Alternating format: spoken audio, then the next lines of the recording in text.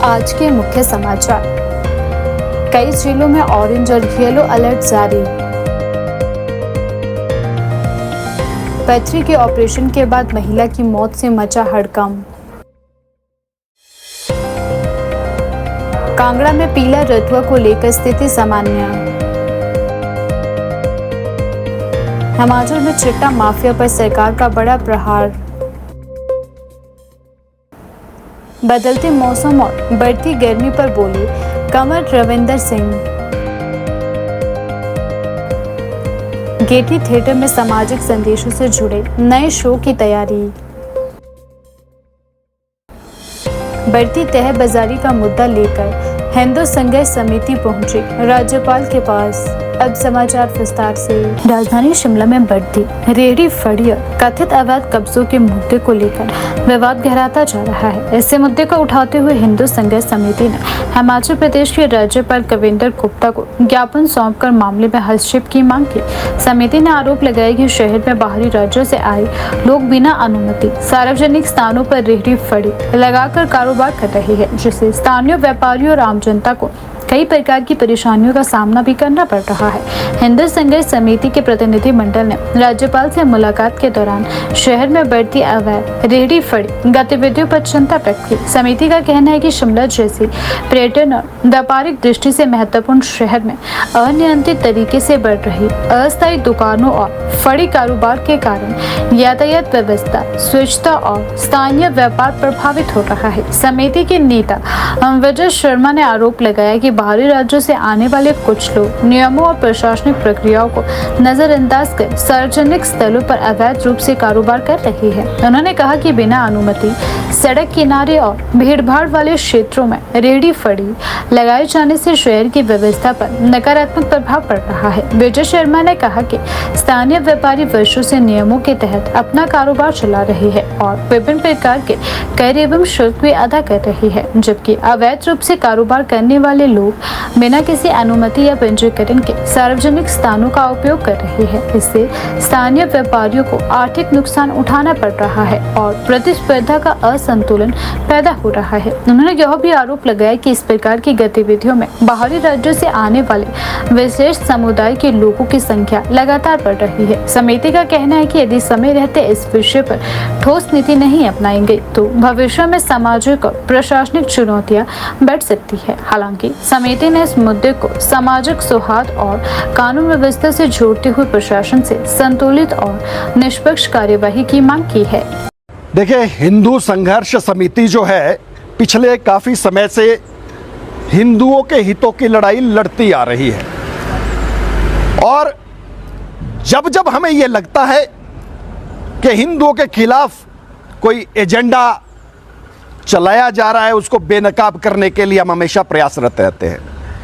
आज का जो हमारा राजभवन लोक भवन आने का जो प्रधान उद्देश्य है, आज हम महामहिम राज्यपाल महोदय को ज्ञापन देना चाहते हैं। उस ज्ञापन के माध्यम से हम ये अवगत कराना चाहते हैं कि हिमाचल प्रदेश की जो डेमोग्राफी जिस प्रकार से बदल रही है, वो हिमाचल प्रदेश की सुरक्षा के लिए एक भयंकर खतरा है। दूसरा विषय, अभी आपने कुछ दिन पहले देखा होगा कि लिफ्ट के पास जो कोर एरिया है, वेंडिंग जोन नहीं है, वहां पे एक धर्म विशेष के लोग कहूंगा, क्योंकि कोई हिंदू अगर कहीं पूरे शिमला में कहीं भी सड़क पे अगर बैठ के अपनी दुकान जमाता है तो 2 मिनट में नगर निगम के कर्मचारी उनको उठा के वहां से हटा देते हैं।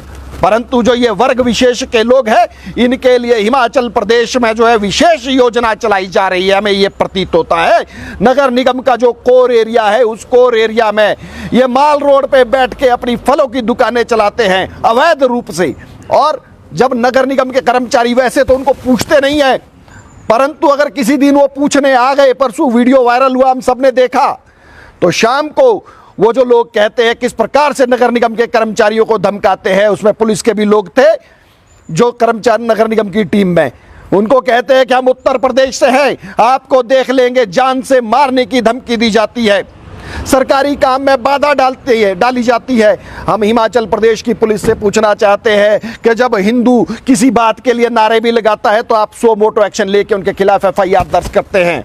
इनके खिलाफ कार्रवाई क्यों नहीं की गई, FIR दर्ज क्यों नहीं की गई? जो ये तय बाजारी माफिया वर्ग विशेष का हिमाचल प्रदेश में काम कर रहा है, इसके खिलाफ हिंदू संघर्ष समिति ने एक मुहिम चलाने का निर्णय लिया है। इसी मुहिम के तहत आज हम राज्यपाल हिमाचल प्रदेश जी को ये अवगत कराना चाहते हैं कि जो स्ट्रीट वेंडिंग एक्ट है उसमें प्रावधान है कि जो ये स्ट्रीट वेंडर्स है दिन के समय अपना कारोबार करते हैं, रजिस्टर्ड स्ट्रीट वेंडर्स की बात कर रहा हूं मैं, पर जब शाम को ये जाते हैं तो इनको अपना सामान समेट के जाना होता है। परंतु हमने यहाँ देखा कि वर्ग विशेष के लोग जो है कीले खूंटे गाड़ के संगलों से उस सामान को बांध के परमानेंट उस जगह पे कब्जा करके बैठे हैं। इस प्रकार का कृत्य हिंदू संघर्ष समिति कदाचित स्वीकार नहीं कर सकती है। इसीलिए आज हमने महामहिम राज्यपाल को यह ज्ञापन देने का निर्णय लिया है और इस पूरी स्थिति से हम महामहिम राज्यपाल को अवगत कराना चाहते हैं। मैं स्पष्ट तौर पे बता देना चाहता हूं, यहाँ जो दूसरे लोगों की आपने बात की है, हमारा सनातन समाज का व्यक्ति कोई बैठता है तो उसको बैठने नहीं दिया जाता है, 2 मिनट के भीतर वहां से उठा दिया जाता है। यह वर्ग विशेष की बात इसलिए कह रहा हूं कि हमने थूक जिहाद का जब मामला उठाया था तो वो व्यक्ति भी अनाधिकृत रूप से वहां पर बैठा हुआ था, कोई परमिशन नहीं थी। आज भी आप जाके देख सकते हैं, वहां पे वो संगलों से उसका सामान पेटियों में माल रोड के एरिया में बंधा पड़ा है। और जो ये दूसरे लोग हैं वर्ग विशेष के लोग, इसलिए कहना पड़ता है कि किसी हिंदू ने किसी नगर निगम के कर्मचारी का गिरेबान पकड़ के कभी ये नहीं कहा कि मैं तुझे देख लूंगा, जान से मार दूंगा। और हैरानी तो ये होती है कि नगर निगम के कर्मचारी स्वयं FIR क्यों नहीं इस मामले में करते हैं कि अगर हिंदू कोई छोटी सी बात भी कर देता है उन तो भी तुरंत उनके खिलाफ FIR दर्ज की जाती है। तो ये स्पष्ट मानना है हिमाचल प्रदेश नहीं है किसी के बाप का, ये सब हम आपका। इसलिए यहाँ पर सनातन जो है वो बहुसंख्यक है, हिंदू बहुसंख्यक है, तो यहाँ की जो रीति नीति और बहुसंख्यक वर्ग के हिसाब से चलेगी। है हर क्षेत्र का एक नियम है, हर क्षेत्र की एक पद्धति है। हमें इस बात को कहने में कोई भय नहीं प्रतीत होता है। हिमाचल प्रदेश के अर्की स्थित नागरिक चिकित्सालयों में पथरी के ऑपरेशन के बाद एक महिला की मौत का मामला सामने आने के बाद क्षेत्र में भारी रोष फैल चुका है। मृतका के परिजनों ने अस्पताल प्रशासन और चिकित्सकों पर गंभीर लापरवाही के आरोप लगाए। परिजनों का दावा है कि ऑपरेशन के बाद महिला की हालत लगातार बिगड़ती रही, लेकिन उन्हें सही स्थिति से अवगत नहीं करवाया गया। इतना ही नहीं, उन्होंने आरोप लगाया कि जब महिला को शिमला स्थित इंदिरा गांधी मेडिकल कॉलेज एवं अस्पताल IGMC ले जाया गया तो वहां चिकित्सकों ने बताया कि उनकी मौत 2 घंटे पहले ही हो चुकी थी। इस घटना के बाद अस्पताल परिसर और क्षेत्र में लोगों का गुस्सा फूट पड़ा। परिजनों और स्थानीय लोगों ने अस्पताल प्रशासन के खिलाफ रोष प्रदर्शन किया और मामले के उच्च स्तरीय निष्पक्ष जांच की मांग की। वहीं स्वास्थ्य विभाग और प्रशासन ने मामले को गंभीरता से लेते हुए जाँच के आदेश दिए हैं। अस्पताल प्रशासन की ओर से 5 सदस्यीय जांच समिति गठित की गई है जो पूरे मामले की जांच का रिपोर्ट सौंपेगी। जानकारी के अनुसार ग्राम पंचायत भूमती के चुनाड़ी गांव की रहने वाली सीमा देवी 44 वर्षीय पत्नी हंसराज पिछले कुछ समय से पथरी की समस्या से पीड़ित थी। उपचार के बाद उन्हें बुधवार को अर्की अस्पताल में भर्ती कराया गया। चिकित्सकों द्वारा उनका ऑपरेशन किया गया, लेकिन ऑपरेशन के बाद उनकी तबीयत अचानक बिगड़ने लगी। परिजनों का आरोप है कि ऑपरेशन के बाद महिला की स्थिति चिंताजनक हो गई थी, लेकिन अस्पताल प्रशासन ने उन्हें स्थिति की गंभीरता के बारे में स्पष्ट जानकारी नहीं दी। मृतका के पति हंसराज, भाई नित्यानंद और दामाद दिनेश शर्मा ने मीडिया से बातचीत में बताया कि ऑपरेशन के दौरान और उसके बाद महिला की हालत तेजी से बिगड़ती चली गई। उनका आरोप है कि महिला के शरीर का रंग नीला पड़ने लगा था और अत्यधिक रक्तस्राव हो रहा था। परिजनों ने कहा कि उन्होंने कई बार डॉक्टरों से महिला की स्थिति के बारे में पूछा, लेकिन उन्हें केवल यही बताया गया कि मरीज की हालत गंभीर है और बेहतर उपचार के लिए शिमला रेफर किया जा रहा है। परिजनों के अनुसार जब वे महिला को लेकर IGMC पहुंचे तो वहां चिकित्सकों ने जांच के बाद बताया कि महिला की मौत करीब 2 घंटे पहले ही हो चुकी है। यह सुनते ही परिजन स्तब्ध रह गए और अस्पताल प्रशासन पर गंभीर लापरवाही के आरोप लगाने लगे। उनका कहना है कि यदि समय रहते सही उपचार और उचित जानकारी दी जाती तो शायद महिला की जान बचाई जा सकती थी। तो वो अंदर गए OT में और OT में जब एडमिट ऑपरेशन की तैयारी चल रही थी, एनेस्थीसिया दिया गया था उनको। जब हम बाहर आए तो 1 के आसपास, कोई 12:30 के 1 के आसपास, उन्होंने डॉक्टर इधर उधर, नर्सिस इधर उधर भाग रहे थे, सभी डॉक्टर अंदर इकट्ठे हो गए। और जब हमारे को अंदर बुलाया गया, उन्होंने 1:30 के आसपास उन्होंने हमारे को अंदर बुलाया, भाई अंदर आओ। पहले पापा जी गए, फिर बाद में मैं गया। जब मैंने वहाँ पे देखा, भाई कंप्यूटर में कुछ भी इम्प्रूवमेंट नहीं थी, वहाँ पे कुछ भी दिख रहा था, वो सब कुछ साइलेंट था, हो गया हुआ। और जो मेरी मम्मी है, उनके सब हाथ पैर ठंडे, होठ बिल्कुल नीले थे, पड़ गए हुए। और तब उन्होंने हमारे को बोला, भाई क्या बोलते हैं, भाई आप इनको शिमला ले जाओ। फिर उन्होंने हमारे को ना खुद बॉडी को टच करने दिया, ना उन्होंने कुछ ऐसा बोला, उन्होंने खुद उठाया और एम्बुलेंस 108 में डाल दिया। और फिर शिमला के लिए फ़ोन भी कर दिया। और ऊपर जाकर जब हम शिमला में पहुंचे तो वहाँ पे जब उन्होंने इमरजेंसी में चेक किया तो उन्होंने ऐसा बोला कि डॉक्टरों ने भी आप चेक करके 1.5-2 घंटा हो गया, इनको डेथ हुए हुए। जी हाँ जी, उन्होंने कुछ था किया, बस उनके मुंह में ऑक्सीजन डाली हुई थी, पंपिंग वाली कर रहे थे वो। पर मैं आगे बैठा हुआ था और पीछे से पापा जी वगैरह पीछे से बैठे हुए, मैं बार देख रहा था। पर वो चेक कर रहे थे उनको भी ना। पर वो जी उन्होंने बोला भाई कंडीशन हम कुछ नहीं बता सकते। हमारे को डॉक्टरों ने जो उनकी पर्ची है व्हाट्सएप पर डाली है जी। और जो ना कोई डॉक्टर था साथ, 2 कर्मी थे, वो पंपिंग दे रहे थे। डॉक्टर कोई नहीं था, कोई नर्स नहीं थी, कोई नहीं साथ। ऑक्सीजन साथ में लगी थी क्या? ऑक्सीजन से लगी थी। हमारे को बोले कि दबाओ, और ब्लीडिंग अभी तक बहुत जोर से चली थी, ब्लीडिंग चली हुई है, अभी ब्लीडिंग चली हुई थी और गीला खून से बुरा था, चला हुआ चली हुई है। और ना वो हिल रहे थे, पाँव बिल्कुल ठंडे थे। हमने सोच लिया कि शायद बहुत देर तक तो हम भी देखते रहे। जब हमने देखा भाई नहीं, इनकी स्थिति ठीक नहीं है, कोई मूवमेंट नहीं, हाँ कोई मूवमेंट नहीं, तो हमने इनको सहारा देने के लिए बोला कि ठीक है। मैंने इनको बोला कि ठीक है कोई बात नहीं, क्योंकि घबरा गए थे। बिल्कुल तो मैंने थोड़ा सांस रखा। आप क्या लगते हैं इनके? मैं भाई लगता हूँ, गाँव से ही है। गाँव से ही है। तो आप साथ थे इनके? शिमला तक गया? 3:30 बजे मुझे इस बात में पता चला, तो मैं अपने घर में था और इन चीखों की आवाज़ें जब सुनाई दी, दौड़ कर हम यहाँ पर पहुँचे। जी बहुत दुख हुआ कि इनके बारे में सुनकर। ना हमें पता था कि बीमार है ना कुछ भी ऐसा, और बिल्कुल घर से पैदल जो चल कर जाए और उसकी इस तरीके से एकदम डेथ हो जाए, ये शायद सरासर एक हम मान सकते हैं कि डॉक्टरों की नेग्लिजेंसी मान सकते हैं, या उनका ओवर कॉन्फिडेंस बोल सकते हैं कि अगर क्या पता सुविधा नहीं होगी, और उस हिसाब से उन्होंने छिड़खानी के साथ कर दी है। एक सिंपल पथरी का ऑपरेशन करने के बाद एक कोई पेशेंट है नॉर्मली 1-2 दिन में सर्वाइव कर जाता है, बिल्कुल। पर ये जो ऑपरेशन हुआ, इसके बाद जो एक शरीर के साथ हम ये बोल सकते हैं कि मतलब शिमला भेजना एक वो चीज़ लग रहा है कि इन्होंने अपना जो इनके ऊपर बात आने वाली थी, ये अपने ऊपर ना कर इन्होंने कहीं ना कहीं अपना बचाव के लिए, जबकि पेशेंट का बनता है कि पेशेंट ही खुद 108 को फोन करता है जी, बिल्कुल। उसमें भी बॉडी शिफ्ट खुद ही करते हैं और उनको पता होता है स्थिति का कोई पता नहीं था उन्हें। और मुझे लगता है कि ये जो सुविधा, ये अपने जो गलती थी उसको दबाने के लिए ये सारा कुछ कृत्य किया गया होगा, जो इनके माध्यम से हमें पता चला है। पर ये जो कुछ भी हुआ है ये बहुत निंदनीय है।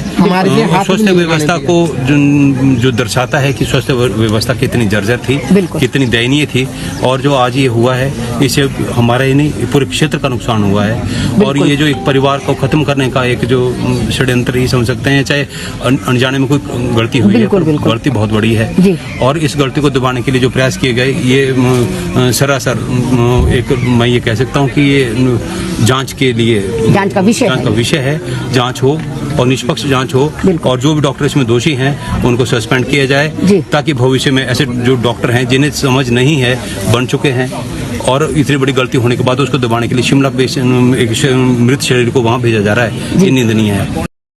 हिमाचल प्रदेश में पिछले कई दिनों से पड़ रही भीषण गर्मी के बीच आखिरकार मौसम ने करवट ले ली है। प्रदेश के विभिन्न हिस्सों में शुक्रवार सुबह से ही मौसम का मिजाज पूरी तरह बदलता हुआ नजर आया। कहीं हल्की बारिश हुई तो कहीं तेज हवाओं और तूफान ने मौसम को सुहावना बना दिया। लंबे समय से तपती गर्मी और लू से परेशान लोगों को इस बदलाव से काफी राहत मिली है। मौसम विभाग ने आने वाले दिनों में प्रदेश के कई जिलों में बारिश, तेज तूफान और ओलावृष्टि की संभावना जताते हुए अलर्ट जारी किया है। प्रदेश के मैदानी और निचले क्षेत्रों में पिछले कुछ दिनों से तापमान लगातार रिकॉर्ड स्तर पर पहुंच रहा था। ऊना, बिलासपुर, हमीरपुर, कांगड़ा और सिरमौर जैसे क्षेत्रों में गर्म हवाओं और तेज धूप के कारण लोगों को घरों से बाहर निकलने में दिक्कतें हो रही थी। ऐसे में शुक्रवार सुबह हुई बारिश और ठंडी हवाओं ने मौसम को राहत भरा बना दिया है। लोगों ने सुबह के बदलते हुए मौसम का आनंद लिया और कई स्थानों पर लोग बारिश में भीगते हुए और ठंडी हवाओं का आनंद लेते नजर आए। ऊना जिले में शुक्रवार सुबह अचानक मौसम बदला और आसमान से राहत की फुहारें बरसने लगी। बीते कई दिनों से यहाँ तापमान 44 डिग्री सेल्सियस के करीब पहुंच रहा था, जिससे आम जनजीवन बुरी तरह से प्रभावित हो रहा था। बारिश के बाद तापमान में गिरावट दर्ज की गई और लोगों को झुलसाने वाली गर्मी से राहत मिली। स्थानीय लोगों का कहना है कि पिछले कई वर्षों में मई महीने में इतनी भीषण गर्मी कम ही देखने को मिली थी। राजधानी शिमला में ही सुबह से बादलों का डेरा बना रहा। यहाँ हल्की बूंदाबांदी के साथ तेज तूफान चलने से मौसम पूरी तरह बदल गया। ठंडी हवाएं चलने से लोगों ने गर्म कपड़ों का सहारा लेना भी शुरू कर दिया। शिमला के आसपास के कई क्षेत्रों में मौसम के अचानक बदले मिजाज ने पर्यटकों को भी आकर्षित किया। पर्यटक बारिश और धुंध के बीच प्राकृतिक सौंदर्य का आनंद लेते नजर आए। प्रदेश के कई क्षेत्रों में बारिश दर्ज की गई। मौसम विभाग के अनुसार बीती रात जोत में 9.0 मिलीमीटर बारिश रिकॉर्ड की गई, जबकि कुकुमसेरी में 6.8, केलांग में 5.0, धर्मशाला में 2.1, चंबा में 2.0, देहरा गोपीपुर में 1.4, ऊना में 1.4 और पालमपुर में 1.4 मिलीमीटर बारिश दर्ज की गई। इन क्षेत्रों में बारिश होने से तापमान में कमी आई और मौसम पहले की तुलना में अधिक सुहावना हो गया। भारत मौसम विज्ञान विभाग के शिमला केंद्र ने प्रदेश के लिए आगामी दिनों को लेकर महत्वपूर्ण पूर्वानुमान जारी किया है। विभाग के अनुसार 22 से 23 मई को हिमाचल प्रदेश के कई क्षेत्रों में बारिश, तूफान और ओलावृष्टि की संभावना है। मौसम विभाग ने चंबा, कांगड़ा, कुल्लू, मंडी और शिमला जिलों के लिए ऑरेंज अलर्ट जारी किया है। इन जिलों में तेज हवाओं, बिजली गिरने और भारी बारिश की आशंका जताई गई है। वहीं प्रदेश के अन्य जिलों में येलो अलर्ट जारी किया गया है। मौसम विभाग का कहना है कि पश्चिमी विक्षोभ की सक्रियता के कारण प्रदेश में 25 मई तक मौसम खराब बना रह सकता है। इस दौरान कई क्षेत्रों में गरज चमक के साथ बारिश, तेज हवाएं और कुछ स्थानों पर ओलावृष्टि हो सकती है। मौसम विशेषज्ञों के अनुसार पर्वतीय क्षेत्रों में तेज हवाएं चलने और बिजली गिरने की घटनाएं भी हो सकती है, इसीलिए लोगों को सतर्क रहने की सलाह दी गई है। विशेष रूप से किसानों और बागवानों को मौसम विभाग ने सावधानी बरतने को कहा है। प्रदेश के कई हिस्सों में इस समय फलों और सब्जियों की फसलें तैयार हो रही है। ऐसे में तेज हवाओं और ओलावृष्टि से फसलों को नुकसान पहुंचने की आशंका बनी हुई है। सेब उत्पादक क्षेत्रों में भी बागवान मौसम को लेकर चिंतित दिखाई दे रही है। उनका कहना है कि यदि ओलावृष्टि होती है तो इससे सेब की फसल को भारी नुकसान हो सकता है। मौसम विभाग के विस्तारित पूर्वानुमान के अनुसार 26 मई से अगले 3 दिनों तक प्रदेश में मौसम साफ रहने के आसार है। हालांकि 29 मई से 4 जून के बीच राज्य के कुछ क्षेत्रों में फिर हल्की बारिश हो सकती है। विभाग लगातार मौसम की गतिविधियों पर नजर बनाए हुए हैं और समय समय पर लोगों को अपडेट भी जारी किया जा रहा है। गौरतलब है कि गुरुवार को हिमाचल प्रदेश के अधिकांश क्षेत्रों में भीषण गर्मी का प्रकोप भी देखने को मिला। राजधानी शिमला सहित पहाड़ी क्षेत्रों में भी लोगों को उमस और तेज धूप का सामना करना पड़ा। मैदानी इलाकों में स्थिति और भी गंभीर रही। ऊना, बिलासपुर, हमीरपुर, कांगड़ा, मंडी और सिरमौर के कई क्षेत्रों में लू चली, जिससे लोगों का हाल बेहाल हो गया। मौसम विभाग के आंकड़ों के अनुसार पिछले 24 घंटों के दौरान प्रदेश के अधिकांश क्षेत्रों में अधिकतम तापमान सामान्य से 4 से 5 डिग्री सेल्सियस अधिक दर्ज किया गया। गुरुवार को ऊना प्रदेश का सबसे गर्म जिला रहा, जहां अधिकतम तापमान 44.3 डिग्री सेल्सियस रिकॉर्ड किया गया। वहीं बिलासपुर के नेरी क्षेत्र में तापमान 41 डिग्री सेल्सियस तक पहुंच गया। मौसम विभाग ने बताया कि वर्ष 2024 के बाद मई महीने में इन क्षेत्रों में यह सबसे अधिक तापमान दर्ज किया गया है। विशेषज्ञों का मानना है कि मौसम में इस तरह से अचानक बदलाव और लगातार बढ़ते तापमान जलवायु परिवर्तन का संकेत हो सकते हैं। पिछले कुछ वर्षों में हिमाचल प्रदेश में मौसम का पैटर्न तेजी से बदला है। कभी अत्यधिक गर्मी, कभी अचानक भारी बारिश और कभी बर्फबारी की घटनाओं ने पर्यावरण वैज्ञानिकों की भी चिंता बढ़ा दी है। प्रदेश में मौसम के इस बदले मिजाज का असर पर्यटन गतिविधियों पर भी देखने को मिल रहा है। शिमला, मनाली, धर्मशाला और डलहौजी जैसे पर्यटन स्थलों पर पर्यटक पहुंच रहे हैं और बारिश और ठंडी हवाओं का आनंद ले रहे हैं। राजधानी शिमला के ऐतिहासिक गेटी थिएटर में जल्द ही सामाजिक जागरूकता पर आधारित एक विशेष कार्यक्रम देखने को मिलेगा। हिमदर्शन से बातचीत करते हुए मशहूर स्टेज कलाकार सागर ने अपने आगामी शो की जानकारी साझा की। उन्होंने बताया कि उनकी टीम महिलाओं की सुरक्षा, नशा मुक्ति और सामाजिक जागरूकता जैसे महत्वपूर्ण विषयों को लेकर एक नया कार्यक्रम शुरू करने जा रही है, जिसका उद्देश्य कला और संस्कृति के माध्यम से समाज को सकारात्मक संदेश देना है। उन्होंने कहा कि वर्तमान समय में समाज तेजी से बदल रहा है और युवाओं के सामने कई सामाजिक चुनौतियां खड़ी हो रही है। ऐसे दौर में मंच कला केवल मनोरंजन का माध्यम नहीं रह गई है, बल्कि यह समाज को जागरूक करने और लोगों की सोच को सकारात्मक दिशा देने का प्रभावी माध्यम बन चुकी है। उन्होंने कहा कि उनका आगामी शो भी इसी सोच के साथ तैयार किया जा रहा है ताकि लोगों तक सामाजिक संदेश प्रभावशाली तरीके से पहुंचाया जा सके। उन्होंने बताया कि इस मंच का मुख्य फोकस महिलाओं की सुरक्षा और नशा मुक्ति जैसे गंभीर विषयों पर रहेगा। उन्होंने कहा कि आज समाज में महिलाओं की सुरक्षा को लेकर लगातार चिंता बढ़ रही है, वहीं दूसरी ओर युवाओं में नशे की बढ़ती प्रवृत्ति भी एक बड़ी सामाजिक समस्या बनती जा रही है। इन दोनों विषयों पर जागरूकता पैदा करना समय की सबसे बड़ी जरूरत रहती है। 25 साल से यही काम कर रहा हूँ फिल्म मेकिंग और थिएटर में, और कोशिश कर रहे हैं कि हिमाचल को रिप्रेजेंट कर पाए नेशनली इंटरनेशनली। तो अभी जो हम शो कर रहे हैं उसका नाम है उदंड रोधक, और ये एक हिंदी नाटक है, अमूमन 75-80 मिनट का कोर्ट रूम ड्रामा। और इसमें बहुत सारे कलाकार हैं जो शिमला से हैं, शिमला से बाहर भी रह रहे हैं, पर बेसिकली शिमला से बिलोंग करते हैं। सब्जेक्ट इसका बेसिकली है child and human security, drug abuse और लॉ इन्फोर्समेंट जो हमारी स्टेट में है। बाकी स्टेट्स में भी यही हाल है, लेकिन इन जनरल जो लॉ है वो इतना ज़्यादा वीक है कि जो कल्प्रेट रहता है उसको mostly efficiently with in time frame कभी भी मतलब उसको पनिश नहीं किया जा पाता पूरी तरह से, बल्कि उनको ढोया जाता है, जेल में डाल के आप उन्हें ढोते हैं और उनका पूरा खर्च सरकारें उठाती हैं आपके और हमारे इनकम पे या उसके जो टैक्स वसूलते हैं उस पर। तो ये इसमें थोड़ा सा संशोधन ज़रूरी है, वो हमारे बोलने से होगा नहीं, बट ठीक है, एज़ पर थिएटर पर्सनैलिटी हम कोशिश करते हैं कि हर महीने एक नया कोई एलिमेंट हो जिस पे हम लोगों के सामने बात कर पाए। फिर लोग उस बारे में कब समझेंगे वो तो हम जानते नहीं, वो कुछ कह नहीं सकते, क्योंकि वो फैज़ साहब का एक शेर था ना, ये गलियों के आवारा कुत्ते, उसी तरह से आजकल आपने देखा वो कॉकरोच वाला मीम चल रहा है। तो कॉकरोच जब जान जाएंगे कि हम आदमी हैं तो शायद कुछ चेंज आए, वी कैन मतलब तब तक हम एफर्ट कर सकते हैं, ये कर रहे हैं। जी, सरकार से सहयोग के लिए हमने थोड़ा सा एक फॉर्मेट बनाया है बातचीत करने के लिए, क्योंकि सरकार मेरे ख्याल से जो अभी मौजूदा सरकार है, पिछले दिनों में जो भी हादसे हुए हैं वो मतलब नेचुरल कैलेमिटीज़ हो गई या पॉलिटिकल थोड़ा सा इम्बैलेंस हो गया, महंगाई हो गई, सेंटर के साथ जो डिफरेंसेस हो गए हैं स्टेट के, उनके चलते बहुत सारी चीज़ें वो हम भी समझ रहे हैं कि दिक्कत है थोड़ी बहुत कोऑर्डिनेशन में, लेकिन उसके बावजूद बहुत सारी चीज़ें जिन पे वर्कआउट किया जा सकता है, तो उसको लेके अभी हम उनसे मिलेंगे। हमने एक रूपरेखा तैयार की है और हमारी ऑनरेबल MLA साहब से और अध्यक्ष जी से भी बात हुई है, और हमारी टीम के लोगों को उन्होंने आश्वासन दिया था कि जब भी आप आएंगे तो हम प्रायोरिटी पे इसको डील करेंगे और टाइम देंगे अच्छा खासा। तो इस शो के बाद होपफुली हम मिलेंगे और फिर पॉजिटिवली हो जाएगा इसमें कुछ, सभी के लिए, सिर्फ हमारे लिए नहीं, हिमाचल के सारे कलाकार।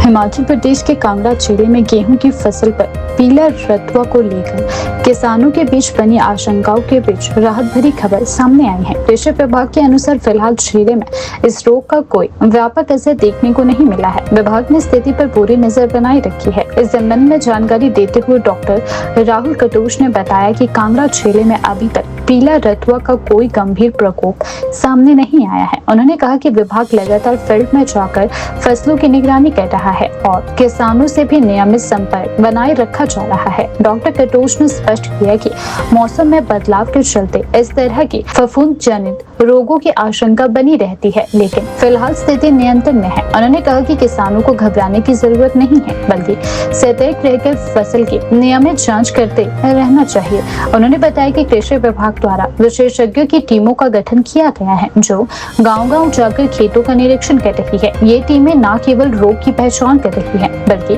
किसानों को इसके बचाव और उपचार के बारे में भी जागरूक कर रही है। पीला रतुआ गेहूं की फसल में लगने वाला एक फफूंद जनित रोग है जो पत्तियों पर पीले रंग की धारियों के रूप में दिखाई देता है। यदि समय रहते इसका नियंत्रण न किया जाए तो यह फसल की पैदावार को प्रभावित कर सकता है। कृषि विभाग ने किसानों को सलाह दी है कि वे अपनी फसलों का नियमित निरीक्षण करें। यदि पत्तियों पर पीली धारियां या धब्बे दिखाई दे तो तुरंत नजदीकी कृषि अधिकारी से संपर्क करें। समय पर उचित फफूंदनाशी का छिड़काव कर इस रोग को नियंत्रित किया जा सकता है। डॉक्टर कटोच ने बताया कि विभाग द्वारा किसानों को आधुनिक कृषि तकनीकों और रोग प्रबंधन के तरीकों के बारे में लगातार प्रशिक्षण दिया जा रहा है। इसके अलावा मौसम आधारित सलाह भी दी जा रही है ताकि किसान सही समय पर सही कदम उठा सके।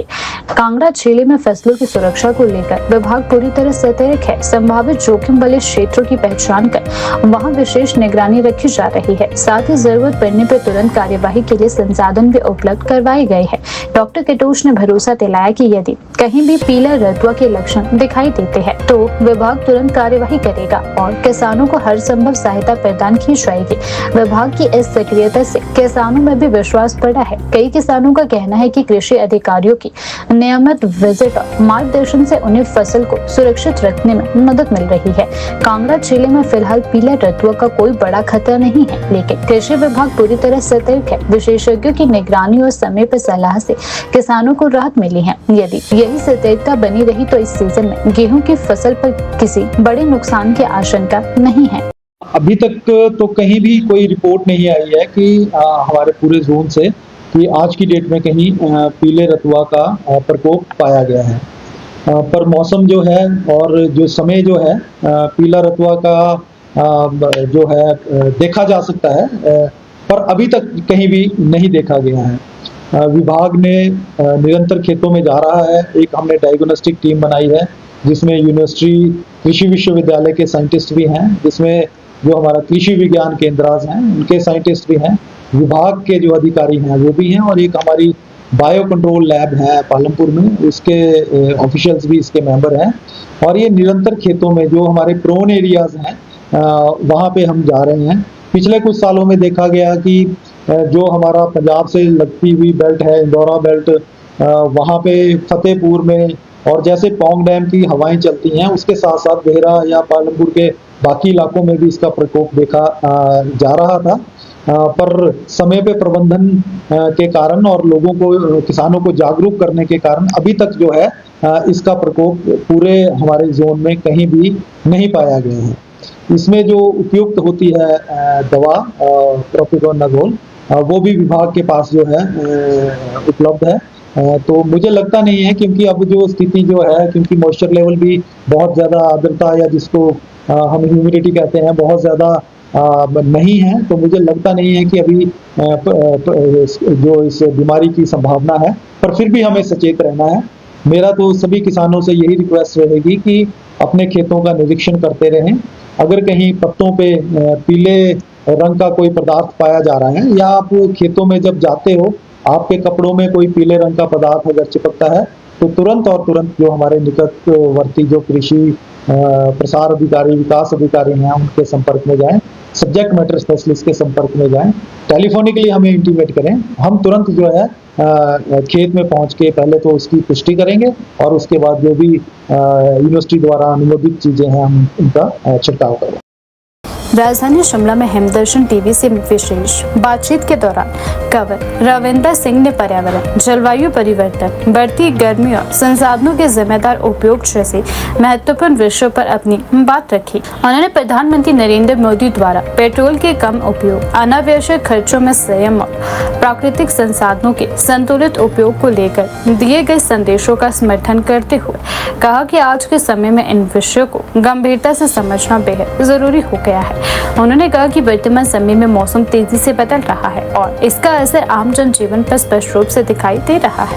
हिमाचल प्रदेश सहित देश के कई हिस्सों में इस वर्ष भीषण गर्मी ने लोगों को परेशान किया है। पहाड़ी क्षेत्रों में भी तापमान सामान्य से अधिक दर्ज किया जा रहा है, जो चिंता का विषय है। उन्होंने कहा कि ऐसे समय में बारिश का होना अत्यंत आवश्यक है, क्योंकि वर्षा केवल तापमान को नियंत्रित करने का काम नहीं करती, बल्कि जल स्रोतों और पर्यावरण संतुलन को बनाए रखने रोकने में भी महत्वपूर्ण भूमिका निभाती है। उन्होंने कहा कि हिमाचल प्रदेश जैसे पहाड़ी राज्य प्राकृतिक संसाधनों और पर्यावरणीय संतुलन पर आधारित है। यदि मौसम में असंतुलन बढ़ता है तो इसका असर सीधे किसानों, बागवानों, पर्यटन उद्योग और आम लोगों के जीवन पर पड़ेगा। पिछले कुछ वर्षों में प्रदेश में मौसम के स्वरूप में लगातार बदलाव देखने को मिल रहा है। कभी अत्यधिक गर्मी, कभी अनियमित बारिश और कभी अचानक प्राकृतिक आपदाएं लोगों के लिए बड़ी चुनौती बनती जा रही है। उन्होंने प्रधानमंत्री नरेंद्र मोदी द्वारा दिए गए संदेशों का उल्लेख करते हुए कहा कि पेट्रोल और अन्य संसाधनों का सीमित और जिम्मेदार उपयोग आज समय की आवश्यकता है। उन्होंने कहा कि यदि लोग अनावश्यक ईंधन की खपत को कम करें और पर्यावरण के प्रति जिम्मेदारी समझे तो प्रदूषण को काफी हद तक नियंत्रित किया जा सकता है। उन्होंने कहा कि ऊर्जा संरक्षण केवल आर्थिक बचत का विषय नहीं बल्कि पर्यावरण और आने वाली पीढ़ियों के भविष्य से जुड़ा मुद्दा है। आपका धन्यवाद। मेरा नाम कुंवर रविंदर सिंह है। मैं पूर्व में मुख्य प्रवक्ता प्रदेश किसान कांग्रेस का रहा हूँ, राष्ट्रीय सचिव भी रहा हूँ ऑल इंडिया किसान कांग्रेस का। मुझे लगता है मोदी जी की ये जो टिप्पणी जो उन्होंने एक रैली के दौरान करी और देशवासियों से अपील करी कि पेट्रोल को, डीजल को कम इस्तेमाल करें और विदेशी यात्राएं ना करें, सोना कम खरीदें, इसके पीछे की जो उनकी मंशा थी वो भारत के अंदर जो हमारा फॉरेन एक्सचेंज रिजर्व्स जो हैं उनको डिप्लीट ना करवाना है। जैसे हमारा यूएसडी का जो अकाउंट रहता है देश का, वो यूएसडी डॉलर्स बाहर ना जाएं और देश में ही रहें। कोशिश उन्होंने ये की थी, लेकिन मैं उनको बड़ी हास्यास्पद स्थिति है। यही बात वो 2013 में कुछ अलग तरीके से करते थे। वो कहते थे, मनमोहन सिंह जी मजाक करते हैं जब कहते हैं कि सोना नहीं खरीदना चाहिए, और उससे पहले भी कई बार वो इसकी खिलाफत कर चुके हैं। आज की परिस्थिति में मैं कहूँगा कि क्योंकि हाँ विश्व में संकट आया और अभी भी वो हटा नहीं है, पेट्रोल और डीजल की किल्लत हो सकती है, गैस की अभी हुई नहीं है। हम लोगों को सजग रहना चाहिए, हम लोगों को बहुत प्रूडेंटली इस्तेमाल करनी चाहिए ये चीज़ें, क्योंकि इसका सीधा सीधा असर हमारे मिडिल क्लास पे पड़ता है, लोअर क्लास पे पड़ता है। जो खाने की वस्तुएं, खाद्य वस्तुएं, सारी वस्तुएं जो हैं वो ट्रांसपोर्ट होती हैं कहीं ना कहीं से, तो वो महंगी होंगी। लेकिन इसके लिए मुझे लगता है इतनी आवश्यकता प्रधानमंत्री की नहीं थी कि वो इस प्रकार की बयानबाजी करते हैं और एक पैनिक क्रिएट करते हैं। और रही बात सोने की, जो आपने कहा, तो सोना हर आदमी की नीड तो नहीं है, लेकिन बहुत से ऐसे मैं कहूँगा कि सभी ऐसे परिवार हैं हिंदुस्तान में, जब भी कहीं शादी हो या कोई फंक्शन हो तो थोड़ा बहुत सोना हर आदमी खरीदता है। और अगर इस प्रकार की टिप्पणी अगर आपके देश का मुखिया करेगा तो उससे ना सिर्फ उन लोगों के लिए दिक्कतें होंगी, क्योंकि आप एक तरह से जब कुछ बोलते हैं तो वो पॉलिसी होती है देश की, बल्कि सरापा बाज़ार के जितने भी व्यापारी हैं, वो चाहे प्रदेश में हैं, देश में हैं, उन लोगों के लिए भी मुश्किल होगी अपना व्यापार करना। तो हम कांग्रेस पार्टी की जो स्टैंड इसके ऊपर है वो यही है कि बी प्रूडेंट, लेकिन साथ ही साथ ऐसी कोई अभी तक हमारे ऊपर कोई बहुत बड़ी बिजली नहीं गिरी है कि आपको ये सब कुछ बंद करना चाहिए, क्योंकि व्यापार सबका है। मैं ये नहीं कहूँगा कि आप कल दिन से जूते खरीदना बंद कर दें, कल दिन से कपड़े खरीदना बंद कर दें। कम करने का अर्थ अगर प्रधानमंत्री की तरफ से आता है तो वो निश्चय ही रूप से बाज़ार पे नेगेटिव असर डालता है और ये व्यापारियों के लिए अच्छा नहीं है। हम इस बात का खंडन करते हैं। परचेजिंग पावर पैरिटी की बात करती है तो हाँ, एक परिस्थिति ऐसी उत्पन्न ज़रूर हुई है कि इन चीज़ों की कीमतें लगातार बढ़ती जा रही हैं और आम आदमी के लिए जिस प्रकार की खपत वो पहले कर पाता था इन चीज़ों की, वो नहीं कर पा रहा है, क्योंकि उसके हाथ में जब पैसा होगा तभी वो पेट्रोल भी डलवा पाएगा, बाकी चीज़ें भी ले पाएगा। लेकिन इनका असर कहीं ना कहीं हमारे परिवार पे दूसरे तरीके से पड़ता है कि हम जितना भी सामान या खाद्य सामग्री से लेकर के जितना भी सामान इस्तेमाल करते हैं, वो सभी का सभी ट्रांसपोर्टेशन के माध्यम से हमारे देश में यहाँ से वहाँ होता है। और जब तेल में वृद्धि होती है पैसे की, तो उसका असर हर एक चीज़ पे पड़ता है, फिर वो टमाटर हो या आपका कपड़ा हो या आपके रोज़मर्रा की चीज़ें जितनी भी ज़रूरत में आती हैं, तो इससे हमारे घर का बजट बिगड़ना जो है वो लाजमी है। वो हर घर का बजट बिगड़ेगा और आने वाले समय में, जैसा आपने कहा कि एक ऐसा समय आएगा कि पेट्रोल और डीजल की इतनी किल्लत हो जाएगी कि सब पैदल चलेंगे। मुझे ऐसा अभी फ़िलहाल में नहीं लगता। हमारे पास में बहुत से ऐसे माध्यम अभी भी हैं। We have a lot of oil reserves, which are not been harnessed, जिनको अभी तक किडनैप नहीं किया गया है। मुझे लगता है रशिया से जो तेल आना शुरू हुआ है वो एक अपने आप में बड़ी अच्छी चीज़ है। There are more shale oil available in the US, even in Venezuela and other countries where in जहाँ पे अभी तक तेल को हार्नेस नहीं किया गया, लेकिन उनके सबसे ज़्यादा रिजर्व्स हैं। अभी तो हम सिर्फ मिडल ईस्ट और अरब कंट्रीज़ को यूज़ कर रहे हैं। तो अभी हाल फिलहाल में ऐसी स्थिति उत्पन्न होना ये तो पैनिक की बात होगी, ऐसा तो कोई वो नहीं है, लेकिन हमें इसका इस्तेमाल जो है वो प्रूडेंटली करना चाहिए, सोच विचार के करना चाहिए। हिमाचल प्रदेश में तेजी से फैल रही चिट्टा और अन्य नशीले पदार्थों के कारोबार के खिलाफ राज्य सरकार ने अब निर्णायक और आक्रामक अभियान छेड़ दिया है। मुख्यमंत्री सुखविंदर सिंह सुक्खू ने स्पष्ट शब्दों में कहा कि चिट्टा केवल एक नशा नहीं बल्कि देवभूमि हिमाचल की युवा शक्ति, सामाजिक व्यवस्था और आने वाले भविष्य पर सीधा हमला है। उन्होंने कहा कि राज्य सरकार नशे के कारोबार को जड़ से खत्म करने के लिए पूरी सख्ती के साथ कार्यवाही कर रही है और कानून तोड़ने वालों को किसी भी कीमत पर बख्शा नहीं जाएगा।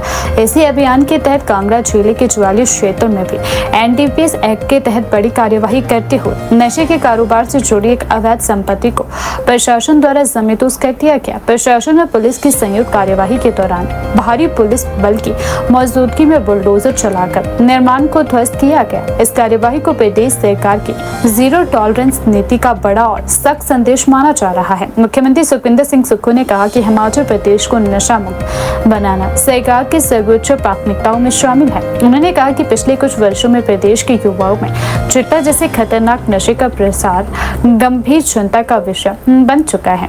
नशे का यह जाल केवल युवाओं को बर्बादी की ओर नहीं धकेल रहा बल्कि परिवारों और पूरे समाज को प्रभावित कर रहा है। उन्होंने सरकार से अब नशा तस्करों के खिलाफ कठोर कार्यवाही करने का फैसला लिया है। मुख्यमंत्री ने कहा कि नशे के कारोबार से अर्जित की गई अवैध संपत्तियों पर लगातार प्रहार किया जाएगा। उन्होंने स्पष्ट संदेश देते हुए कहा कि हिमाचल प्रदेश में कानून से ऊपर कुछ नहीं है, चाहे कोई जितना भी प्रभावशाली व्यक्ति क्यों ना हो। यदि वह नशे के कारोबार में शामिल पाया गया तो उसके खिलाफ सख्त कानूनी कार्यवाही की जाएगी। सरकार का कहना है कि अब केवल नशा तस्करों की गिरफ्तारी तक सीमित नहीं रहा जाएगा बल्कि उनकी आर्थिक जड़ों को भी खत्म किया जाएगा। प्रशासन उन संपत्तियों की पहचान कर रहा है जो कथित रूप से नशे के कारोबार से अर्जित धन से बनाई गई है। ऐसे मामलों में NDPS एक्ट के तहत संपत्तियों की जब्ती और ध्वस्तीकरण की कार्यवाही आगे जारी रहेगी। जानकारी के अनुसार ज्वाली में जिस संपत्ति पर बुलडोजर चलाया गया वह कथित रूप से चिट्टा तस्करी और अवैध नशे के कारोबार से अर्जित धन से निर्मित की गई थी। प्रशासन ने कानून प्रक्रिया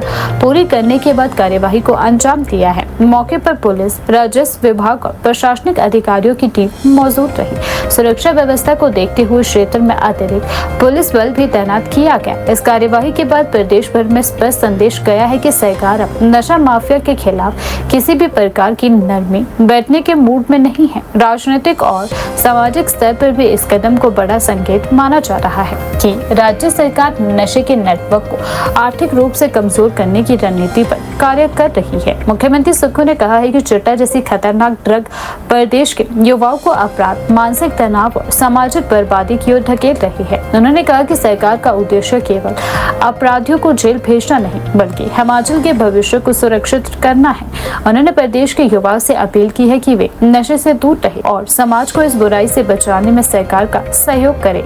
मुख्यमंत्री ने कहा है कि सरकार नशे के खिलाफ बहुआयामी रणनीति पर कार्य कर रही है। एक और पुलिस और कानून प्रवर्तन एजेंसियां तस्करों पर कार्यवाही कर रही है, वहीं दूसरी ओर युवाओं को जागरूक करने के लिए व्यापक अभियान भी चलाए जा रहे हैं। स्कूलों, कॉलेजों, पंचायतों और सामाजिक संस्थानों के माध्यम से युवाओं को नशे के दुष्परिणामों के बारे में जानकारी भी दी जा रही है।